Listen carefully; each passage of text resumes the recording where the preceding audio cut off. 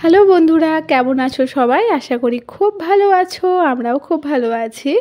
আর এই যে দেখো, এখন সকাল সকাল একটা তোমাদেরকে সুন্দর জায়গায় নিয়ে যাচ্ছি, যে পাহাড়ের কোলে এক অপূর্ব সুন্দর মায়াবী মনস্ট্রি।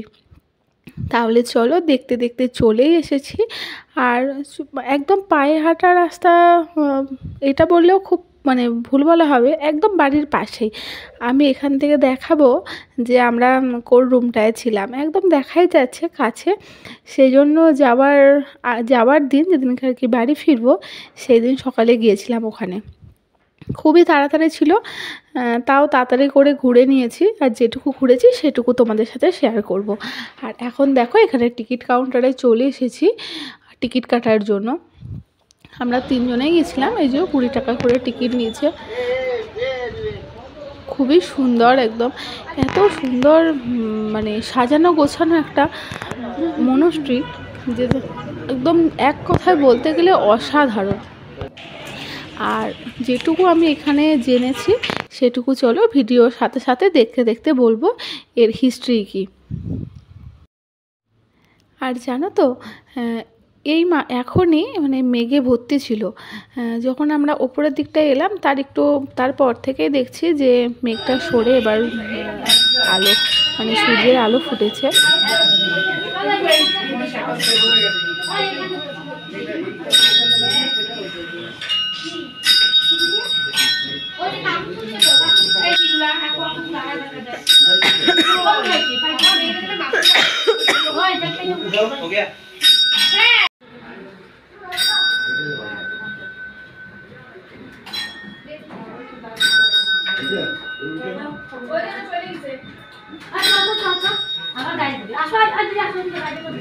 আর জানো তো, এটা দেখে মনে হচ্ছে ঘোরানো ভীষণ ইজি, কিন্তু ভীষণ শক্ত গো, এত শক্ত, টাইট আর কি, যে ঘোরাতেই পারছি না যেন এরকম মনে হচ্ছে।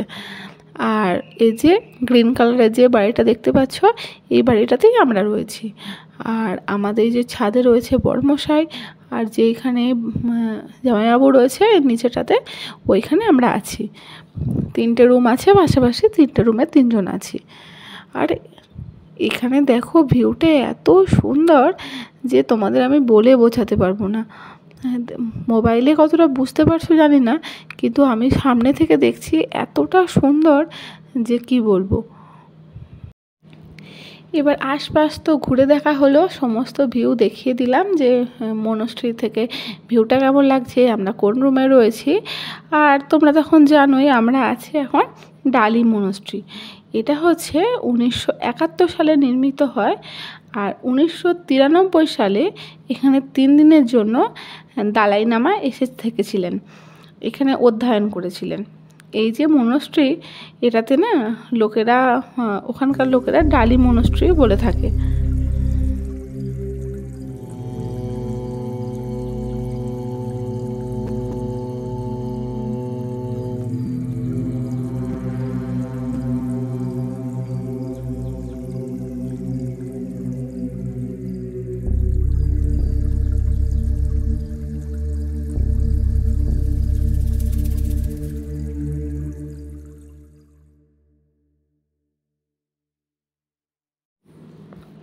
আর যেটা বলছিলাম, ওখানে ধরো বুদ্ধের মূর্তিটা দেখে না আমি হারিয়ে গিয়েছিলাম কোথায় যেন, এত সুন্দর পুরো একদম মূর্তি, চোখ ফেরানো যাচ্ছে না।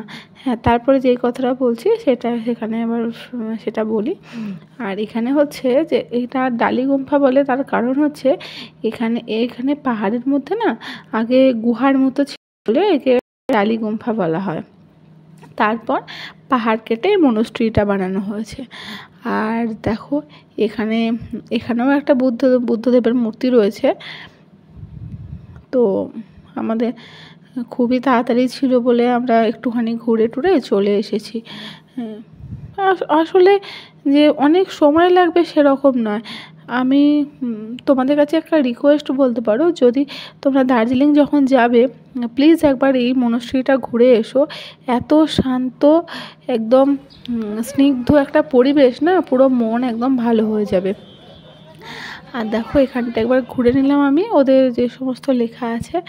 আর এই সমস্ত দেখতে দেখতেই দেখো পুরো মেঘ চলে এসছে, সূর্যদেবকে ঢাকা দিয়ে দিয়েছে। আস্তে আস্তে দেখো মেঘটা কি সুন্দর করে এগিয়ে এগিয়ে আসছে। আমরা তো যেই রুমটায় আছি জানো তো, পুরো সব সময় যেন মনে হচ্ছে যে মেঘ একদম ঢাকা দিয়ে দিচ্ছে আমাদেরকে। এত এত ভালো লাগছে না।